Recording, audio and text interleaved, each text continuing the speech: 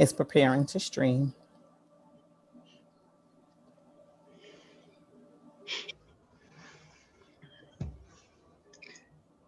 I think it says live now. Okay, so we are live. Welcome, welcome, welcome to our mental health live discussions. This month's discussion will be talking about childhood ACEs, sort of adult life now, and childhood ACEs and how they link. And tonight, again, I have my colleagues with me. First, I'll go and introduce myself. My name is Margo Claybrooks. I am a licensed mental health therapist here in the state of Maryland. I do have a private practice, which is Touch of Peace Counseling Services, and I am also a certified professional school counselor for Prince George's public schools. I would also like to recognize one of our panelists who was supposed to be here with us tonight, but she is not feeling well. And so Etna, is it Crochet? I've always pronounced her name. I mess it up, and I am so sorry if I did. But she will no longer. I mean, will not be here with us tonight, and so I just did want to just recognize her, and we wish her well. I hope she feel better soon. So I'll let the rest of the panel, introduce themselves. Good evening, everyone. My name is Shanice Martin. I am a licensed graduate professional counselor in Maryland. Currently, I am not taking any clients, but my specialty or niche would be as far as trauma, kind of depression, anxiety, so kind of dealing with those emotional disorders. Hi, my name is Pierre Bachelor Doval, and I'm a school counselor. Just finished up my class for the fall, and I will be applying for my license at the end of this month or beginning of January. And I look forward for this conversation tonight. Yes. And so, again, so tonight's discussion, we're going to be talking about adult life and childhood ACEs. Childhood ACEs, basically what that stands for, or ACEs stands for, adverse childhood experiences. And these are some traumatic experiences that happen during childhood and happens, over a period of time. Some individuals may deal with it over a period of time throughout their childhood. And so ACEs is basically an assessment that kind of look at and do research on what are the links to some of these childhood trauma or adversities to, I guess, adult life, as today. And so when we look at some of those adverse situations, we see how they link to more long-term adult issues such as physical health, as well as mental health. And so I'm going to open up and start with the question of, because I know the audience is asking or wanting to know, okay, what is this ACEs thing? Some people may have heard of it and others may have not. And so I want to open up with the question of what is ACEs? And, what are these acronyms that we're working, or that we're talking about tonight? And so Pierre, do you want to maybe kind of give an introduction to some of that? Well, I think tonight our discussion is really focusing on the importance of mental health. And as we know that most people, they do a lot of exercise with their body, physical fitness, and so forth and so on. But a lot of times we forget about our mental fitness. And I think that I know a lot of times people say, well, if I exercise and I go to the gym and that's helped me with my mental fitness, or that is to a certain extent that is true.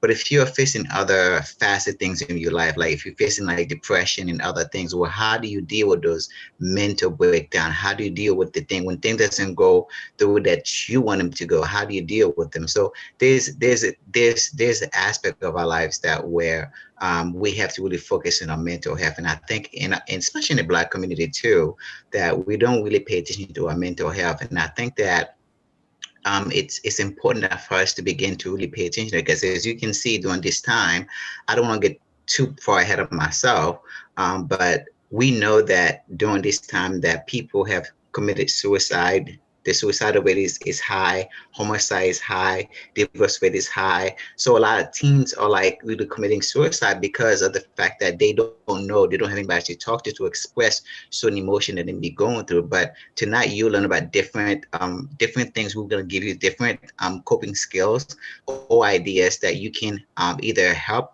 yourself or others that who may be going through some kind of a mental instability. Hmm. Absolutely. So, like Margot said earlier, with ACEs, it kind of looks at as far as your childhood experiences, since a lot of people don't realize those experiences kind of correlates to how you respond to things as your adulthood. And so, as far as the ACEs questionnaire goes, they ask you, were you ever assaulted as a child, physically, verbal, emotionally? Were you fed enough? Were you clothed? Did you have a roof over your head? Did you, ever homeless at one point?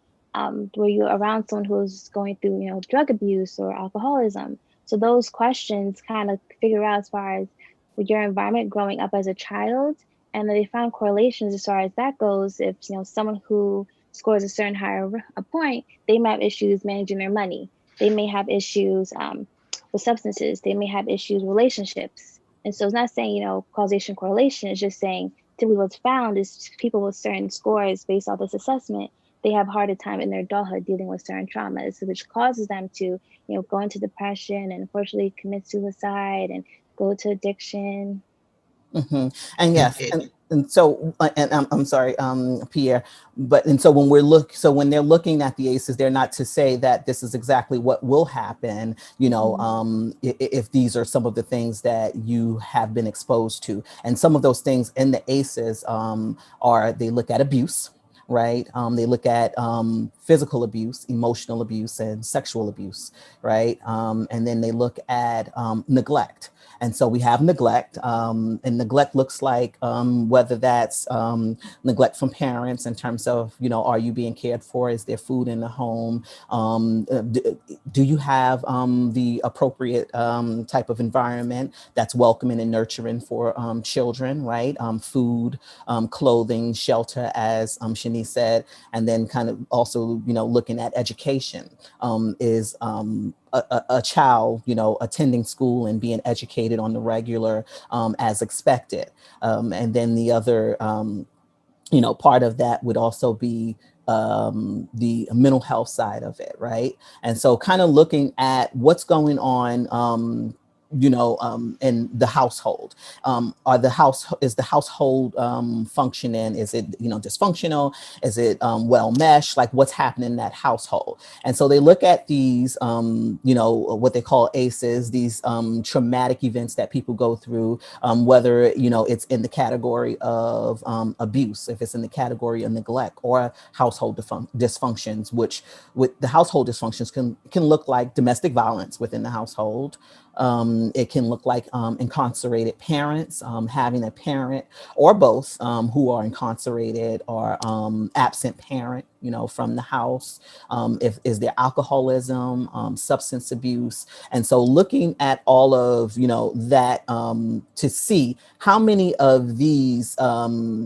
An assessment to see how many of these ACEs that someone may have experienced, and then how does that link to future behaviors or future health issues, and that kind of we'll go a little bit more into that a little bit later. But when we're looking at ACEs, that's what we're looking for. And it doesn't say that necessarily that these are the things that will happen, because what the ACEs don't really look at is, I guess, all the good things that do happen in childhood, or whether we have some individuals who grow up with a grandparent, or some aunts and uncles or other family members, maybe distant family members that show love and care. And maybe in the school, there may be a school counselor. It may be a teacher or some type of support staff that's there to, help show that student that they have someone that they can lean on, someone they can support them, someone that's going to support them, and someone they can talk to. And so it doesn't take into those factors. And so we also have resilience in children. And so basically, when we're looking at those ACEs, they kind of help us kind of determine the likelihood at sometimes what can happen if someone is continuously dealing or living in a traumatic environment. And I think what you're really trying to state, I mean, I think to just kind of piggyback what Shanice was saying is chance factors. It's a hypothesis, and I think that being an educator, we always have a hunch, and we always have to do the research and trying to find what is the root of this problem. And I think as therapists, as counselors, and so and in our field, we really have to find the root to a problem. Because if you don't find the root to a problem, then you can't really get the resolution that you need or solve the problem. So it's we don't start like doing chemistry when we're at the age of 6 or at the age of 7. We start doing the little things first, and then we go to the higher level. So it's being able to understand where you are and being understand that where you came from and be honest about that root. What the problem is, and that you're able to tell a professional who's able to help you build coping skills so that you're able to uh, so you be able to adapt or deal with certain circumstances that may arise in your life. And I think that's what we're trying to get. Again, it's a hypothesis, it's a chance factor. So we're not saying it's indefinite thing, but we're saying that it's a most likely thing that could occur, that could cause certain issues later on in life. Hmm. And so awareness, and Yeah. so basically make, Mhm. being aware, and a lot of awareness and insight kind of comes from you working, with a therapist, right? Or working with someone that you're talking with, that may be like a lifestyle coach, right? And so kind of learning things about you and how to tie that to, what's happening in my life today, what's happening in this world today, and how does it relate to, past, issues. Because a lot of times what we do is, or you find that individuals do is, instead of having or going through either treatment or seeking help earlier on, they continue to have these issues. They continue, as much as you try to bury them, they continue to come up, and come back, right? And so what they say is, when they look at when they look at a group of people who have either family history or history of things like, if we look at health, diabetes, hypertension,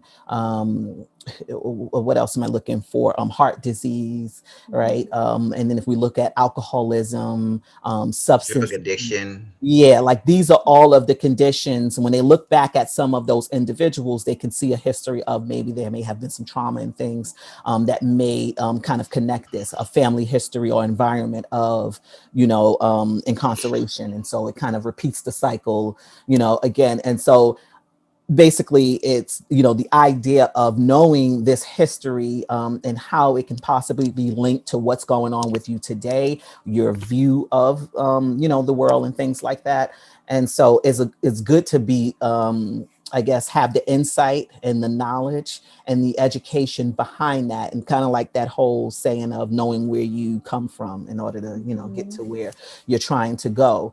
And so that's basically what the ACEs are. And today, one of the things that I see, and I don't know, and you all can speak to this too, but one of the things that I see, that worries me about ACEs and what ACEs kind of tell us, or bring awareness to us, is that, when we look at the pandemic, we look at, everyone's home on, in quarantine, and when we look at the household, there are households who, were already functioning dysfunctional, prior to the, whole COVID-19 and the pandemic, right?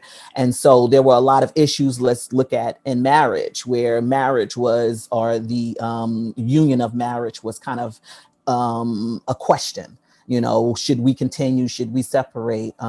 Things are going great, maybe. If we look at families, very well meshed together, and then you have families that were unmeshed, and families that have a lot of conflict, and a lot of different issues. Some kids who don't really get a full, day of meals, 3 meals, a day, either breakfast, lunch, dinner, or just even having one.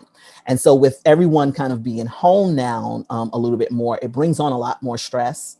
You might have parents who are very stressed because they don't know if they're going to continue to have a job.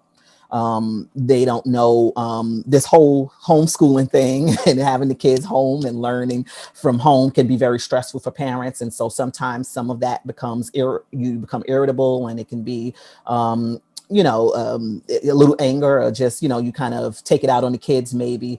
And so being very mindful of all of this, because right now this is possibly creating some of those childhood traumas. So we got to be aware of how our households are operating at this particular time, if we're looking at, children of today. But then also, if you're looking at, an adult today, and possibly some of the trauma from, their past can be now, you'll see some things exhibiting at this time, because we're all kind of in, how do you say it, it's uncertain, uncertain Right. time. Uncertain. Yeah. Can, Right. yeah, and it can bring on and trigger, you to start drinking, or trigger things from your past, because you're spending more time at home, you're spending more time in your head and having a lot of different thoughts. And so looking at it from either side of the fence, as an adult, or as, your childhood, or what's happening today, it's good to be very aware of these aces, and these situations or behaviors that come from aces, possibly can come from aces. Right, absolutely. So, kind of going back into perspective and how you see the world, the next question is, how does your upbringing affect your perspective, whether it be worldview or you view of yourself? Yeah. Anyone Um, on that? yeah, I think the way that you brought up, it has great impact on who you become later on in life, and I can attest to that. Being raised by a single mom, and of course my father was one as well, but they were not together. But my father was a heavy drinker during his younger age. Also was a smoker his younger age. But my mother was not. My mother was not a drinker. My mother was not someone that who smoked. But her idea of how she wanted her children was to be was like, okay, we education, because she didn't have any education, so she only had like a third grade education. So her idea was like, okay, I'm gonna make sure that my education is a fundamental for my children, and also faith. So I grew up in an environment where faith was paramount, where education was paramount, where she worked day and night to ensure that we were in private school, and to make sure that we go to school that we would talk about God and Christ and so forth and so on. So she kind of gave me two things at the same time. So she gave me faith first, and then she gave me education, and those two things have put me to where I am today. So they all collide together. Now, don't get me wrong, I was not always consistent with my faith. I was not always consistent with education, because I kind of lost myself in my early 20s. But then those things came back to you. Sometimes you lose yourself, then you find yourself to where exactly where you began. So a lot of times, that, like you guys were saying, your environment, what was instilling you, those things you may lose them for a little bit of shorter period of time, but you will come back to them later on in life, because that was your foundation. And I think that the men that I am becoming, I'm not there yet, is the first thing for me is, if when I'm going to a situation, I first go to my faith and trying to find coping skills so I can cope with whatever situation I'm going to at this, and stuff like that. And then for other people, it might be something else. This is someone who was raised to be a Hindu, okay, who had education, who had Hinduism. They might go to more mediation. They might go to other aspect of whatever that the environment that provided for them. So to answer that question, that your environment does play a big factor of what you become later on in life. And a big example of that is, I've been to a study with Bobo. um, you know about that study where he was hitting the where he, an adult, was hitting the fake, the Bobo. But what Mhm. happened was the child also followed what Bobo, what the parents was doing. So Mhm. it's those things that your environment does play a major factor on the man or the woman that you become. Yeah, Yeah. absolutely. So your parents' upbringing and like their parenting style definitely has an influence as far as how you see the world and how you see yourself. Like you're saying, like for you, your mom emphasized education so much. Same for me. My mom emphasized education so much. So for me, I knew, getting degrees, going to school, getting a job, trying to make an impact in the world was something that's important to me. But, some people they may have other, things that's important to them, like maybe starting a family earlier in their life and then maybe doing career afterwards. So everyone's kind of different. That's and a huge factor of that is because the way you're raised in the household. So if your parents, may have one that's a homemaker, stay home mom, stay with the kids versus one parent that's always at work, who you gravitate towards and who you kind of see yourself being is kind of how you may kind of perceive yourself to be and how you perceive the world to be and how things should be. Hmm. Yeah, and then you have those who kind of may try and go the opposite of what the environment was for them, because of some of the experiences they had, and resiliency. Basically, Hmm. it's being resilient, even if there was, a trauma from the past or within that environment or in that upbringing. As you become an adult and you understand the world from what you kind of witness and experience, and you either kind of have the idea to want to do different, or be in the category of those who kind of stay within that cycle. Um, and so it is very different, for everyone. But one of the things that the ACEs kind of, what they look at is that how many of these adverse experiences, right, and over time with these adverse experiences can kind of help drive, or that motivation on which way you're going to go, because the higher the ACEs, if you have I believe it's more than four or more ACEs, it's more likely for these negative things to Hmm. happen. But what we have kind of like experiences, how Pierre is saying, well, you kind of come back to the responsibility of you once you do become a responsible individual. There are certain things that you have learned in your environment. You can also look at the fact of learning survival skills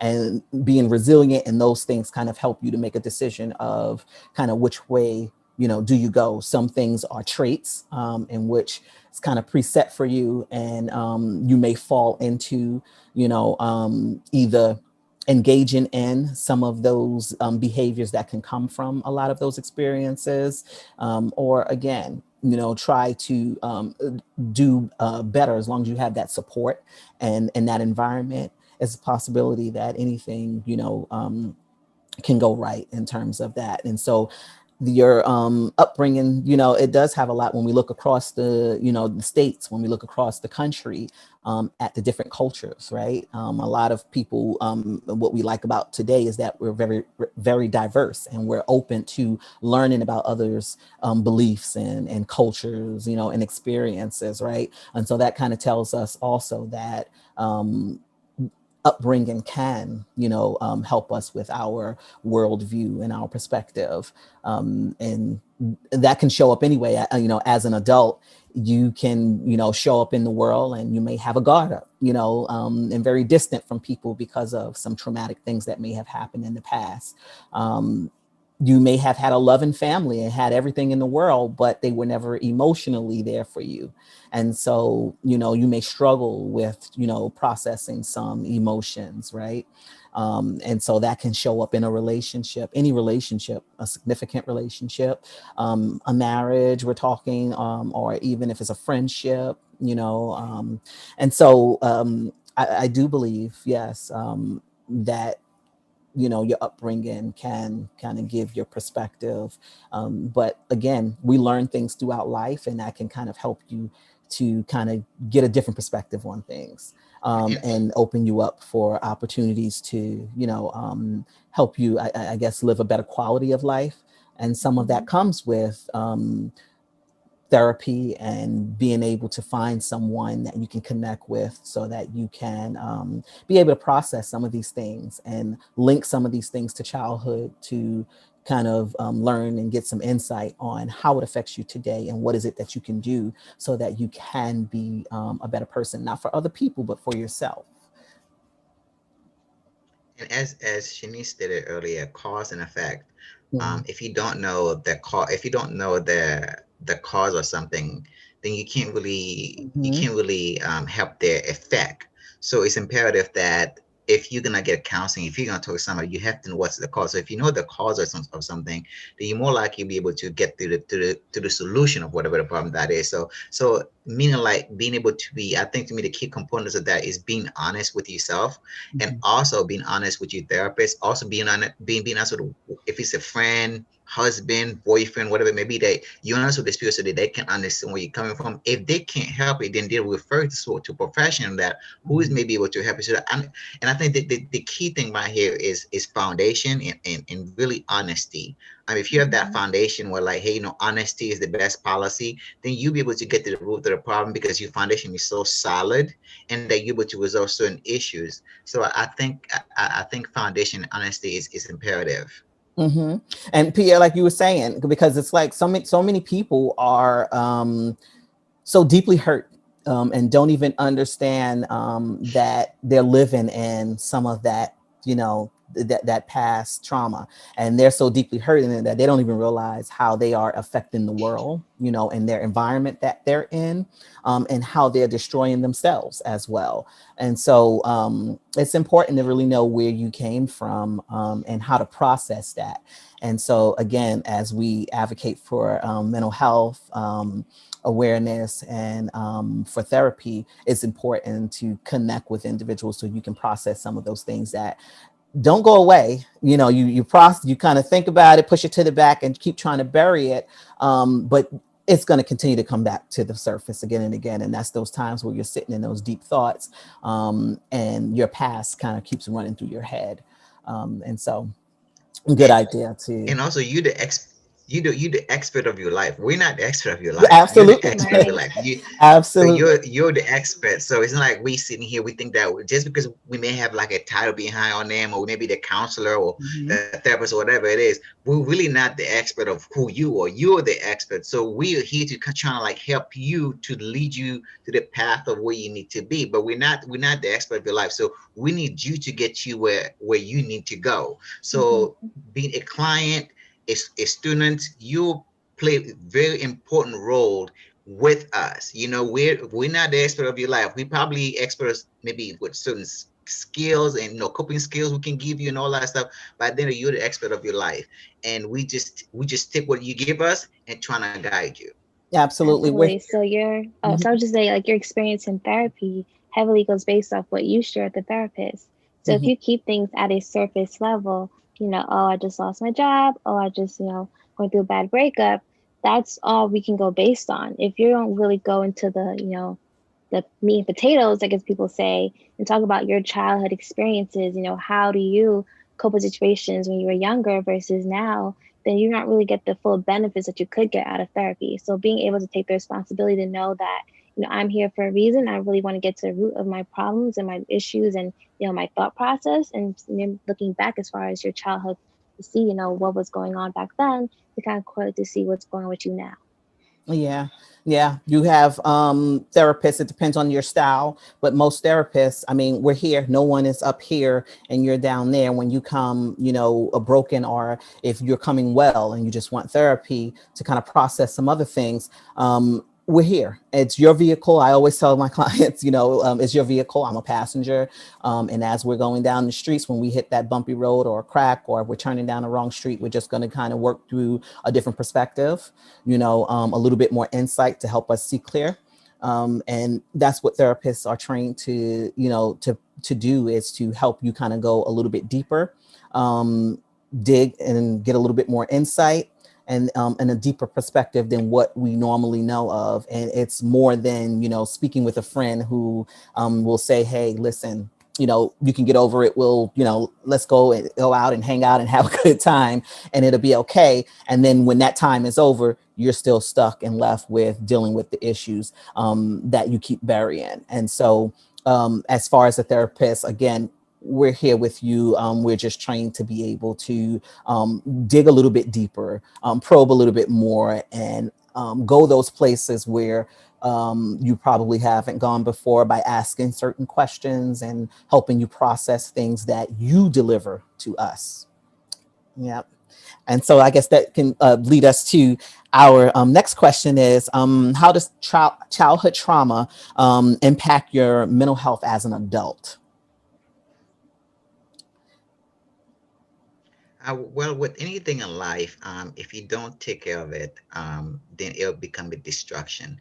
A lot of time you see, for an example, I had friends that who have passed away this year, like on, and that I know from high school, passed away with OD, and I remember this individual from way back in high school, and this person from a young age had a drug issue.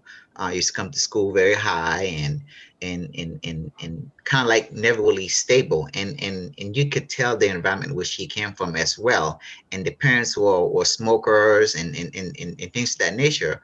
So as you get older, if you do not handle, if you don't become aware of those kind of behaviors, and you don't want to do anything about it, well, those things can lead to distraction. So that's what I always tell people is reflection and being honest with yourself is the greatest gift that you can ever do for your own self awareness and self concept and self esteem. Because once you're aware of your flaws, you can work on them. Once you're aware of something that you need, like of your weakness, you can focus on that challenge that you may have ahead of you, and if and you can have people help you get to where you need to be. And that's why it's important for you to ask for help when need be.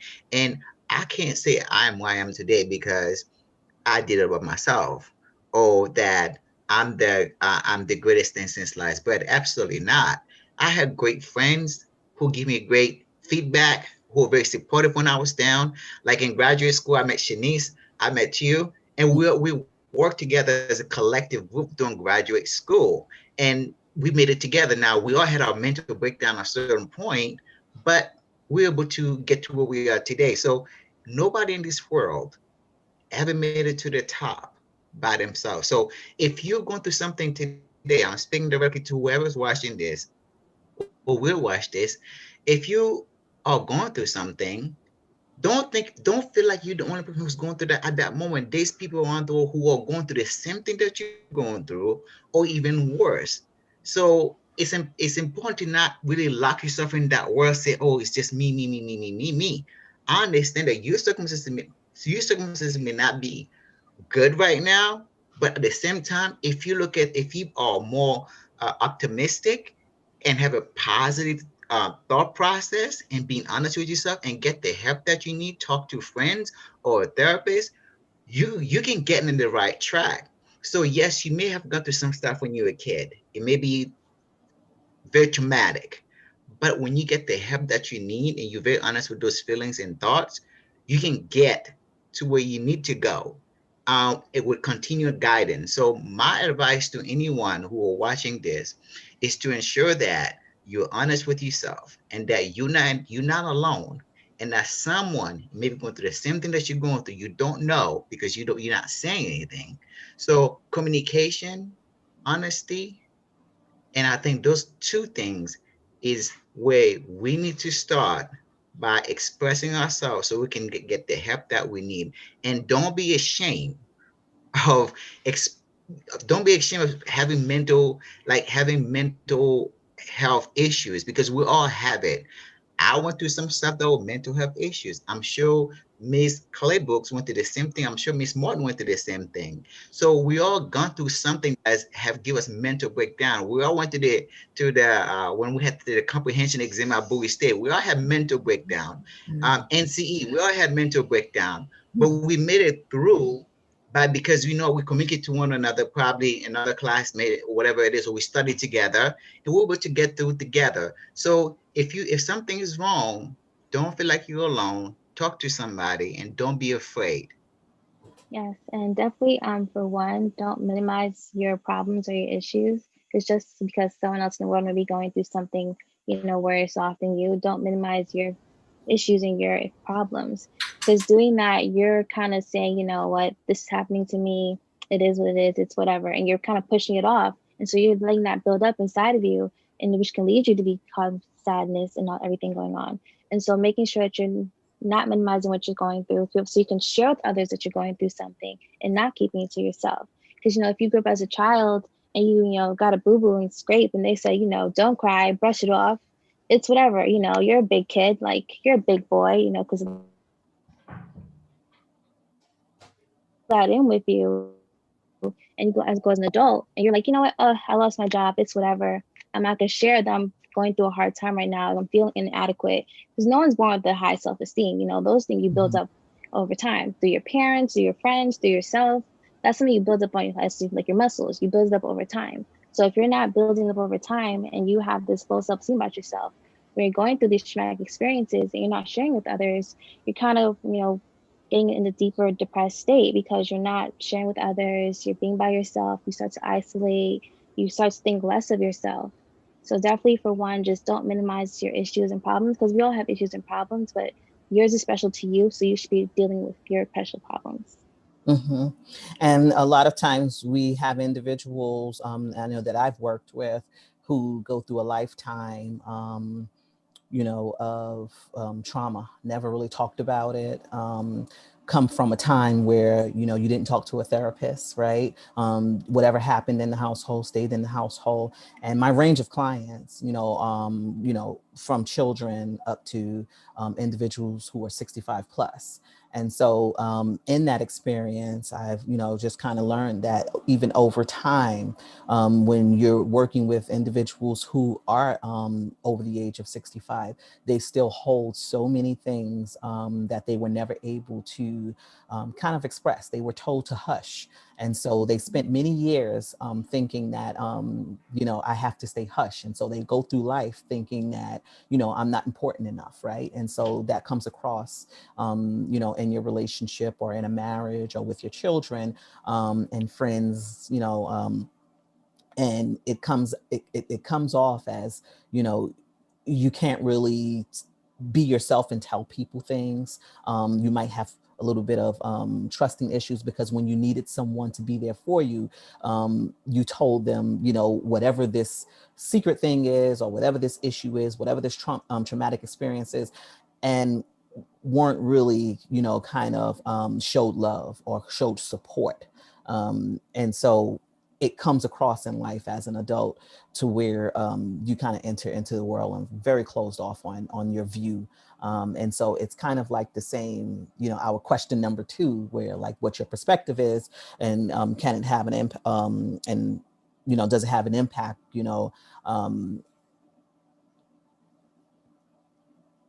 people continue to deal and struggle with mental health issues um, because of those situations. Like, I couldn't say nothing I couldn't say anything back then, right? Or I was hushed, or it just wasn't spoken of, or who's going to listen to me because no one listened to me before. And they go through a life of depression. There can be alcoholism in that. There can be smoking. There can be substance use, and all of this is a way to relieve. However, as you are self-medicating and keep burying, it gets worse and worse and worse. And so if it continues to not be addressed, you will have like a whole life of just, some heartache and pain. Of course, as many people as you see, they put a smile on their face, right? And go about their day. But when you look at, when someone says, yeah, I kind of went over an image with you all the other day where it was like, you ask somebody, well, how are you doing today? How's everything going? And they say, fine. And within fine, there are so many issues, right? And so they're really not fine. You have people who come across, I've had people come and sit with me. They sit on the couch or sit in the chair and they say, oh, I'm good. Everything's all right. Why are you here? Everything's fine. Everything's good. And you're all right. But why, you're here for some reason.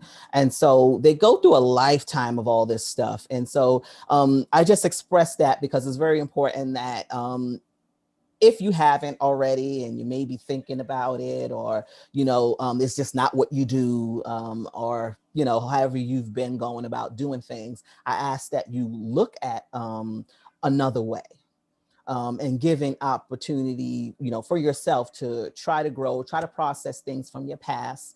um, if not from your past, where are you today? How can we fix that, right? But a lot of that does lead to some things from the past, and so you do have to touch on that. And so I just encourage you to, if you can, if it's within your reach, to reach out and maybe talk with someone about things that you're going through. because we're now in a time where it's just, you know, it's uncertain. And a lot of times we're sitting and we're at home and we're thinking about all those things that may have happened throughout life, because this is the best time to do it. Is nothing else going on. And so right now, today, you get a lot of depression. I don't know if you all noticed, but every other commercial is a mental health awareness ad. It talks about all kinds of medications and things like that. And so that's where we are today. It's where we are, and it's a perfect time to try to process things. And through this process, I know a lot of people are learning gratitude and just being thankful for so many things. But we are still dealing with so much prior to COVID and prior to a pandemic. And so this was just added on. And so now Absolutely. we're just sitting and all the old things and all the things through life and watching it flash by. You know, we're kind of just sitting and going through and processing. And then if we're alone and isolated as we're quarantining people, hopefully people are still quarantining and staying safe. But as we are doing that, we're learning a lot about ourselves. And some of it is hurt. Some of it is anger. Some of it is, you know, we're just really having a difficult time getting out of a funk. And so we may drink a little more. You know, we may smoke a little more. We may do other substances. And so it's just important that we be aware of what's going on with us today. Hmm. And And the Right. Yeah. data, to piggyback to what you're saying, the data shows that that very facts that alcohol, domestic violence is up, mhm, abusive relationship, those things are yes. up. Suicide, like I said earlier, suicidal things, those things are up. So those things add up to everything that you're conveying to the audience. And I think that again, those things start with communication and be able to really find a trusted friend or a therapist or somebody so you can express your thoughts. And if they can't help you, they found, trying to get some kind of therapy to really help you. And again, as African Americans, don't look at mental health as being a negative. It has some kind of negative connotation to some African Americans, and Mhm, shouldn't, because we all go through some kind of, like I stated earlier, we all go through some kind of mental breakdown at some point of our lives. It doesn't mean that we're cuckoo for cocoa puff. mhm, It just means that we just need somebody to talk to. We need somebody. Me, I'm a person. If I'm going through something, I'm going to tell you exactly what's in my mind. I have no filter. I will let you know what I'm going through and just, hey, this is my problem with you. This is the situation. And honestly, after I'm done with you, I feel good because guess what? I tell you exactly what I'm thinking, and I have no issues with that. I mean, you can do the same with me as well. So what I'm saying is, if you are dealing with someone, if you're in an abusive relationship, or if you like if something happened at your job, it's okay to have a trusted friend. It's okay to have a therapist to go talk to about circumstances that are happening to you, so that they can help you, so they can be mentally stable. So to all my Haitians, Haitians think mental health is mhm, also a stigma. Uh, to all the Jamaicans out there, to all the people from the Caribbean, African people from the motherland, okay, mental health is real. It doesn't mean that you cook for cocoa puff. It just means that you need somebody to talk to. It doesn't mean that people gonna put you on medication. It just being able to walk through your problems, to walk with certain circumstances that you're going through. You may not be able to have the coping skills to deal with. And if something happened to your childhood, we can go to the problem and help you get through, solve some of those problems. So remember, it's not a stigma, it's not a negative, it's a positive thing. So look at it as being positive. So please, please talk. yes. Yes. And so, So, oh, go ahead. oh, so yes, like Pierre says, your mental health is important. It's not just something, cuckoo fuck fuss. You're not. It's not just people who have severe mental illness. It's for those who are going through anxiety, depression, eating disorders. It can be something not as severe, but still something you want to touch on. So, like a personal trainer, if you haven't been to a gym in years, you may want to get one so you can kind of build up those muscles again before you go in the gym by yourself and injure yourself. Same thing with a mental health professional. You want to go to somebody to kind of talk through issues with. And so you're not just home thinking about all the things that happened to you in your past life, everything that happened to you this year, and kind of wallowing in it. And so the best thing to do is kind of focus on your mental fitness. So that kind of leads into the next question as far as what is mental fitness? Um, Well, mental fitness, to be honest with you, it's quite simple. Just like I'm gonna piggyback on what you just stated, Shanice. It's like when you exercise with your muscles. Some people get buff. I would never be able to get buff because I'm not a very masculine guy. But if I work out enough, I'm sure that I can start shaping my body a certain way. I can work certain muscles inside my body. It's the same thing with your mind. If you start like going to therapy, if you start like getting counseling, you can start working a lot of muscles in your brain that can help you build coping skill with certain when certain circumstances arise. Case in point, when you're a good reader, right, you're building a lot of good muscles, and that will help you with your vocabulary, that will help you with your writing. So it's the same thing with mental health. If you're able to work those muscles with therapy and work through situation with a therapist or your friends or mom or whatever it is, you're able to build muscles. You're able to come up with different solutions for different things that may occur in your life. And like I said, for me as an individual, when I go through certain things, me personally, I'm literally trying to quote scriptures. I literally trying to go to where my foundation is so that I can ensure that I'm not going insane, and that the Bible and the Word of God bring me back to let me have my sanity. Again, that's just my own personal thing. Some people do yoga, some people do different kind of mediation, but for me, the Bible is like my everything to a certain extent, and it's where I get my inspiration. It's where I stay optimistic. It's where I stay positive with my thoughts, and believing in God is probably one of the greatest things that my mother has ever given me, ever instilled me to say. Yeah, yeah. Um, I used to have a client who would say, my addictive trait is outside in the parking lot working out, building up muscle, right?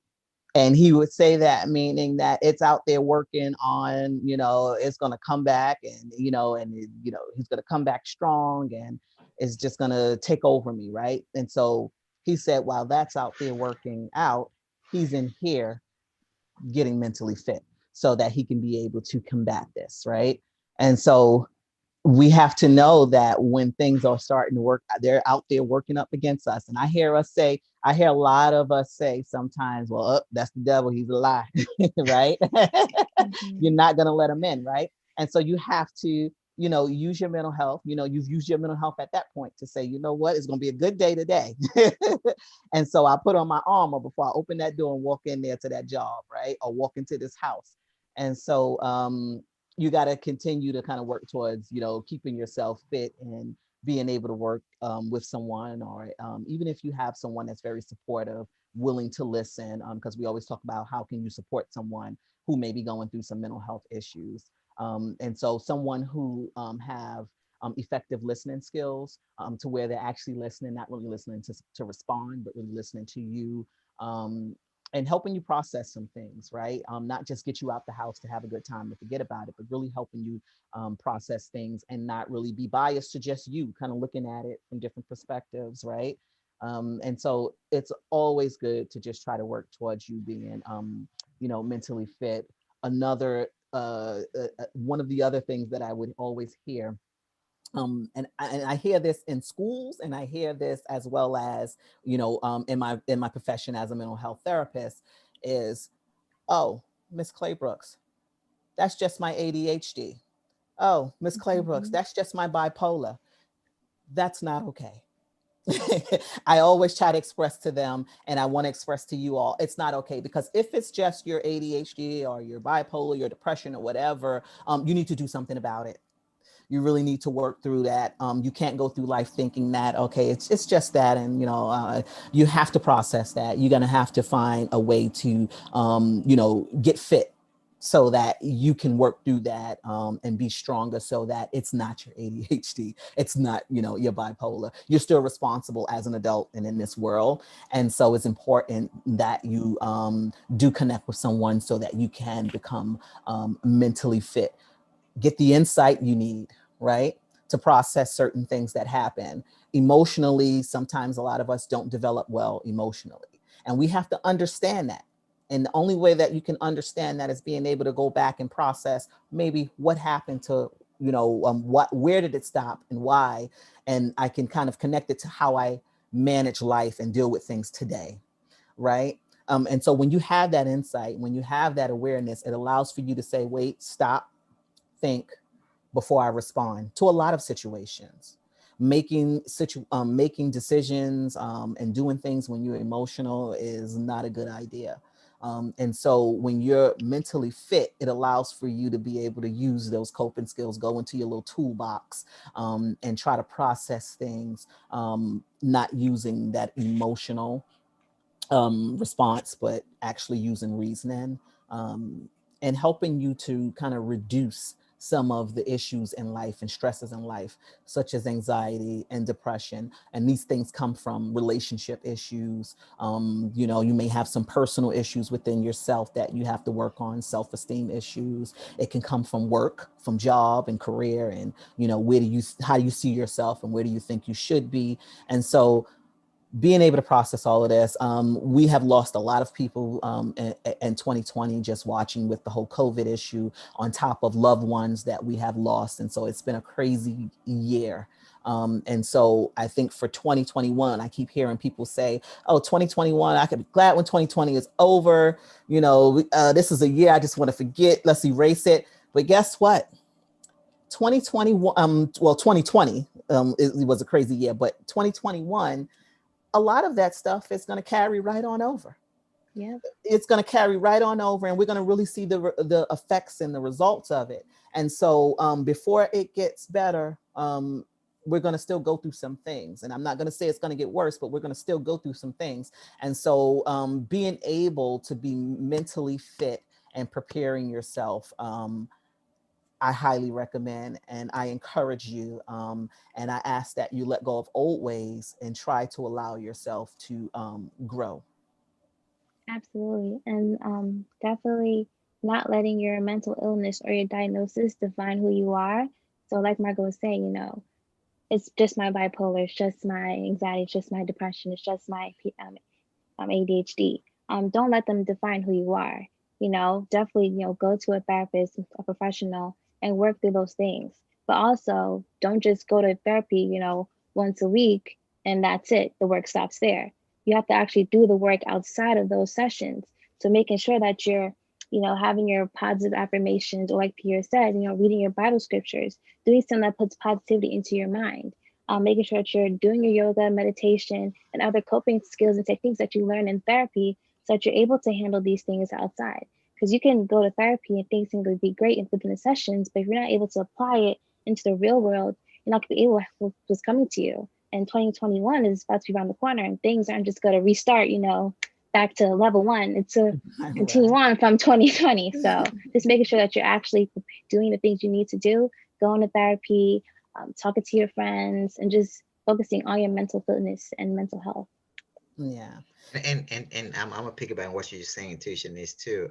It's Michael Jordan became the greatest basketball player ever, not because he practiced one time, not because he practiced two times, but because it was a continuation of practice that got him to his greatness. So he worked all his muscles to become the greatest basketball player of all time. One of my first soccer players, Lionel Messi and Diego Maradona, they didn't just stop, just practice one day, became great soccer players. They continue to do what they do. A doctor doesn't stop being a doctor after med school, after graduating. It's a continuation of education. So the same thing with your mental health is a continuation of educating yourself, learning new coping skill about how to deal with certain circumstances. So practice and make perfect. So just because you may get one tool here doesn't mean there's not another tool you could probably use as well. So it's always different things out there that can help you become a better you. So I think it's very important for people to really make sure that if the therapist give you something to practice or give you some kind of coping skill,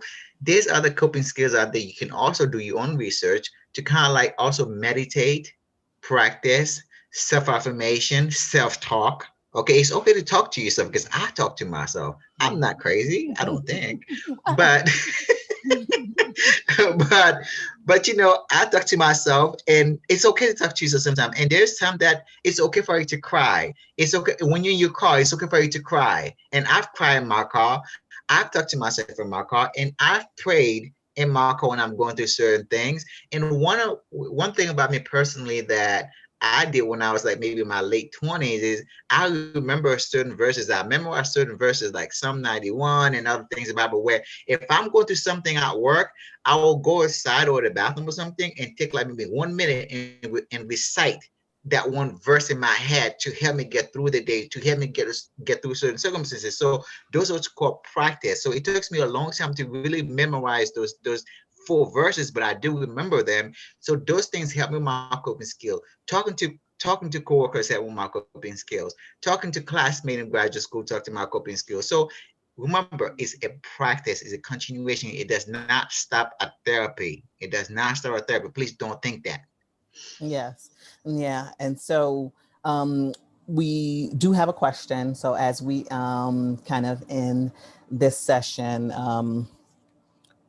we have, okay. So I know that you mentioned that COVID-19 pandemic has been a big concern.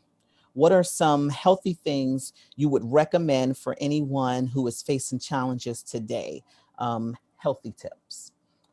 It, Um, oh, I would say, I mean, outside of therapy, you could, if you are, kind of doing what you're supposed to do in quarantining, you could do Zoom conferences with your friends. So maybe once a week, set up a time, an hour or two that you just catch up, we watch your favorite show, just to kind of keep that social engagement because we're all human, especially if you're living alone by yourself. You can't be with your family on Christmas or the New Year's or any other holiday that you celebrate. You should definitely try to find ways around that. So a Zoom is a great way to kind of interact with people without actually being around them and keeping your distance and being safe. mm-hmm. Yeah. And Go and ahead. Mhm. I echoed Shanice's sentiment, and I will add to that too, is by also getting along with yourself, getting along with yourself. And I hear a lot of people, some people on social media and say, well, this has been honestly, I think this has been for me personally. It's been a year of learning and getting wisdom and knowledge. See, a lot of time in life is how you look at things. Your perception is critical, and being able to kind of like say, okay, you know what, yes, this situation may not be the greatest, but you know what is the positive I can take out of this? What is something I can learn from this? So I think for this young person who asked this question is get along with yourself, go for a walk, talk to yourself. And when you're alone with yourself, when you get along with yourself, you're able to just kind of do a lot of self-reflection, and that can also lead to honesty, and that can lead to a greater feature. So please get along with yourself. Self-care is imperative in this time. Yeah. Self-care, your Hmm. mental self-care is imperative. So go for a walk, do your social distance, but go for walks. And again, get along with yourself. You're the most important thing in your own life. Yeah. And to add on to that, to the both of what you're saying, Shanice, you mentioned earlier about Zoom. Oh my God, I love Zoom.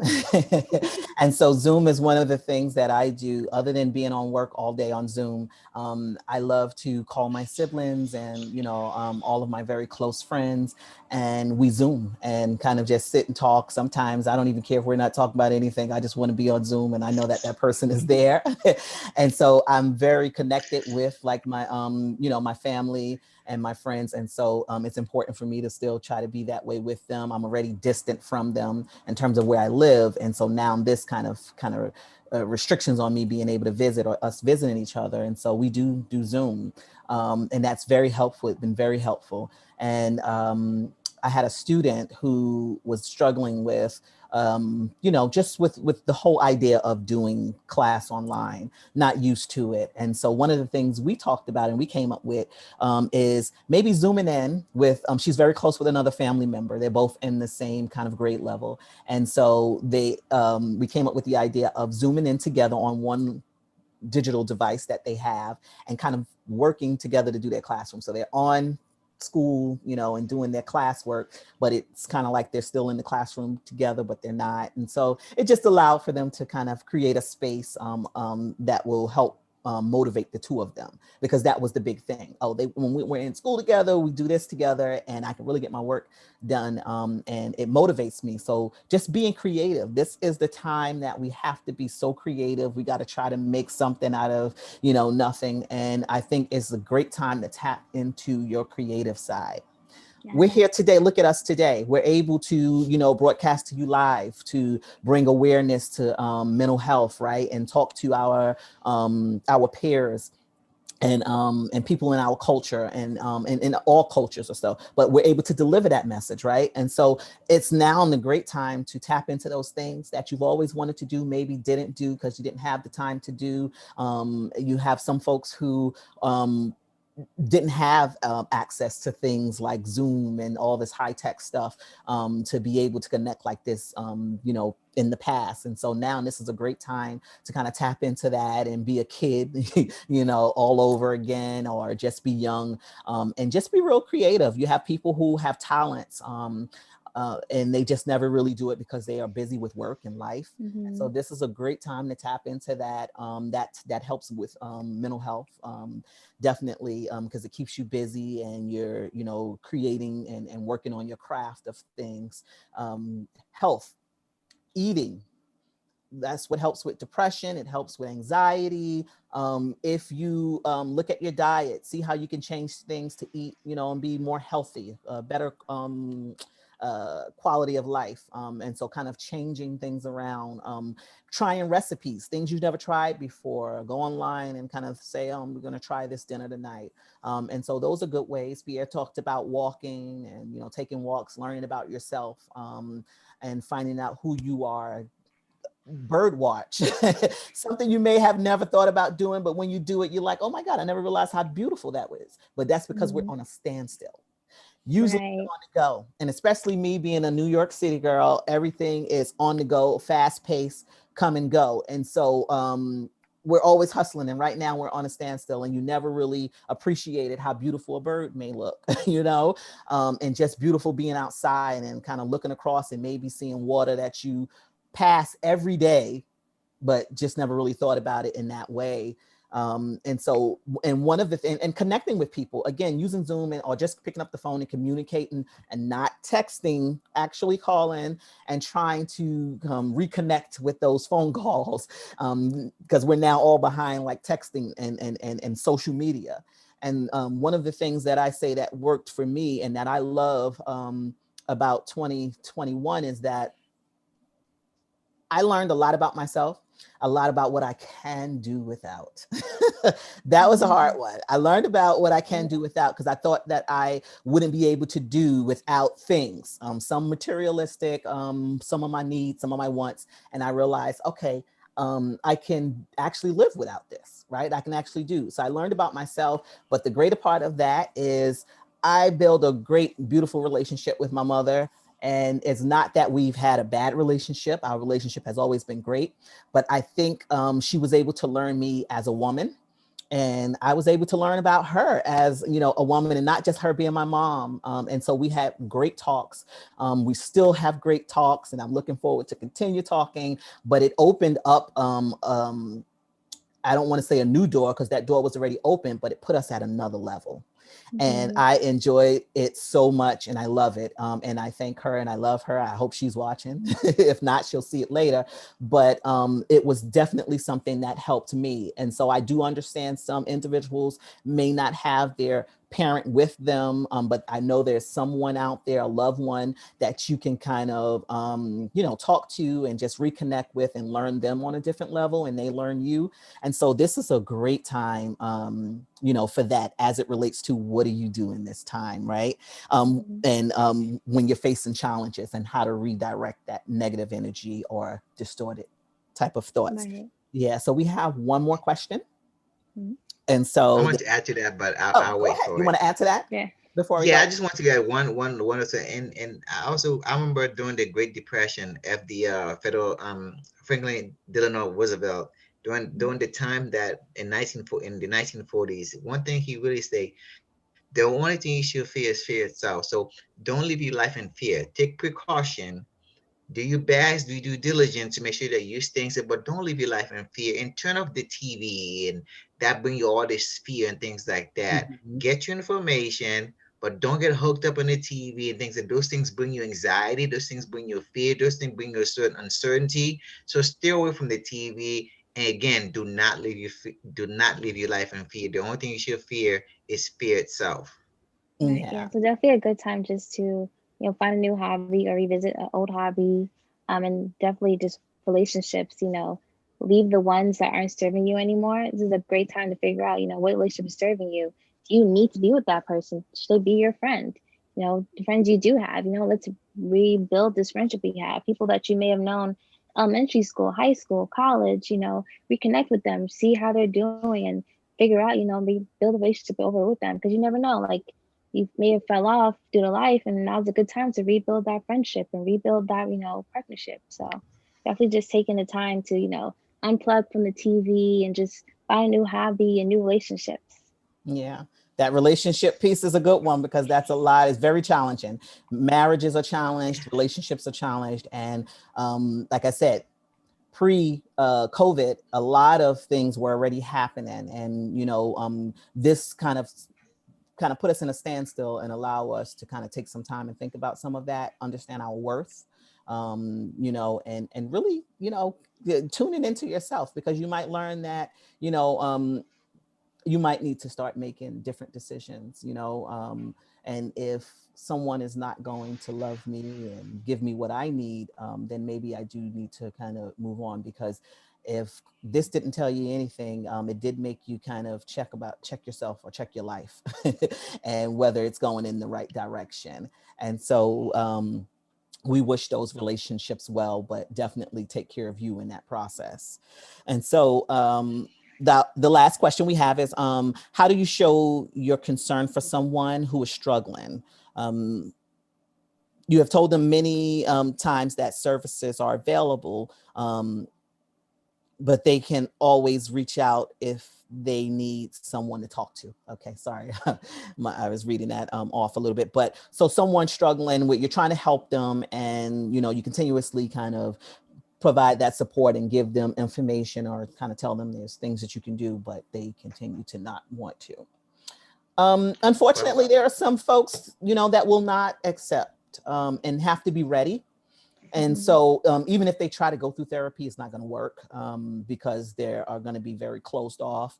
And so, the only thing you can do is just keep on trying to support, but do it with caution in terms of don't, um, I guess, break the relationship because some people can feel that, all right, you know what, there's too much. So you don't want to overwhelm them, but still try to support in little ways that they can't really tell you're supporting. Mhm. And so, just trying little things like, you want to go for a walk. So you got to maybe try to get them to do some things that might be healthy for them, um, without them really knowing exactly that's what you're doing.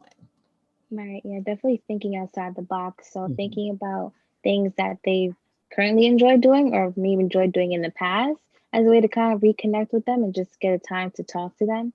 Because, unfortunately, we can't force people to go to therapy unless they're a danger to themselves or others. You can't make them go to someone they want to be unless they're a child and you're the parent. Then you kind of push your child to go to therapy. But if it's adult, you can't force them to go. So definitely just thinking outside the box, like Margot said, taking a walk if they enjoy baking, ask them, hey, do you want to bake something sometime? Let's, bake something together. Let's make your famous ravioli or something. Just Mhm. something that they enjoy doing. So, like, engaging them in something that they enjoy. And so you can kind of get them to kind of see, the positives and also try to get a chance to talk to them about maybe, expressing how they're feeling and seeing someone. Yes.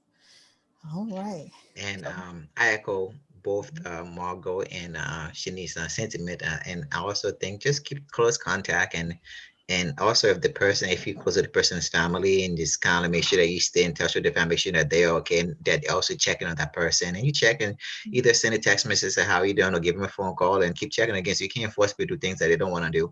I mean, again, that could also be lead to kind of like some kind of a turn off. So just make sure that you do your part, and that's all you can really do. But again, I echo Margot and Shini's sentiments.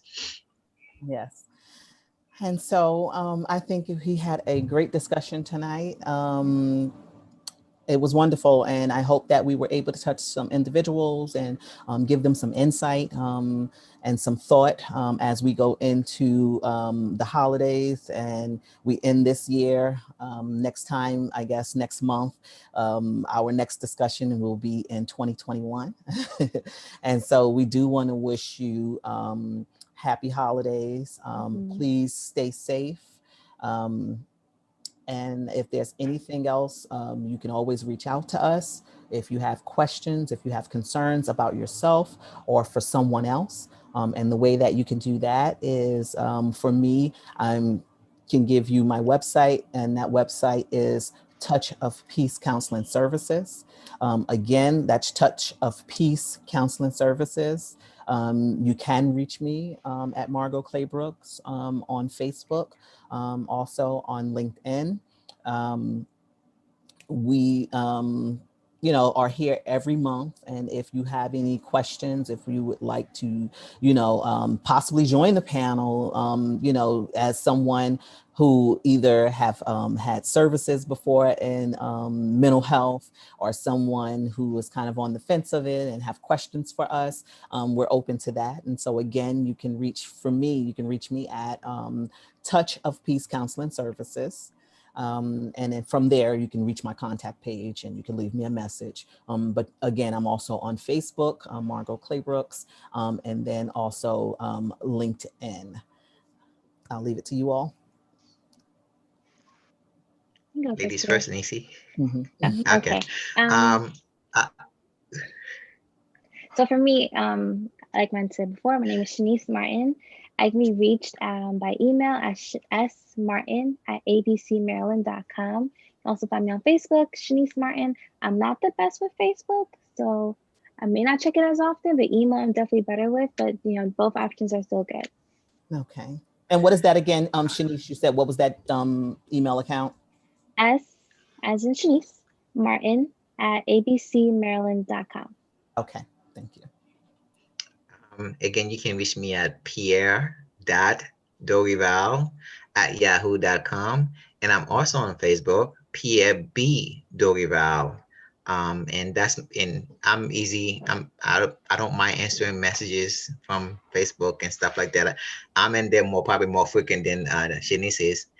So so definitely, send me a message and whatever I can do to help you. If I can't help you, definitely guide you to the right professional. So again, just also understanding that you're not alone. And I think the greatest gift you can give to yourself is be honest with yourself and reflection. And pretty much that's it. And I wish all of you guys a great new year. May God bless all of you.